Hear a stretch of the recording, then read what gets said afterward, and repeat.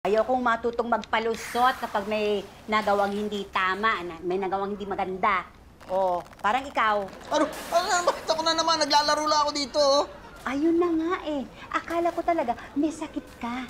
Hindi ka na naawa kay tatay. Napilitan sumama ka ni Tommy at Rex. Mag-golf kahapon. Kaya mo na yun. Tatay naman presentado dyan eh. At saka, okay na yan. Parang hindi ko narinig yung yabang ng pinsang ko. Masyadong mayabang. Pagka narinig ko pa yan, baka hindi na ako makapagpigil. Uy, ano ka ba? O, alam ko nga naiintindihan ko na aasar ka kay Rex. Oo, sige.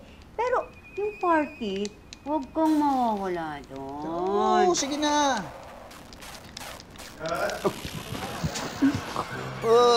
Uy! Uy! Gusto kong bisita ng Rex, oh. Gusto ka na? Anak ko, ito, parang lumalala yung sakit ko eh.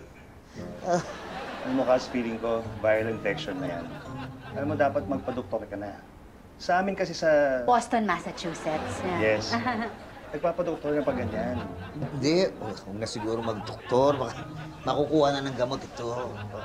Naku, ano na yung party para sa akin?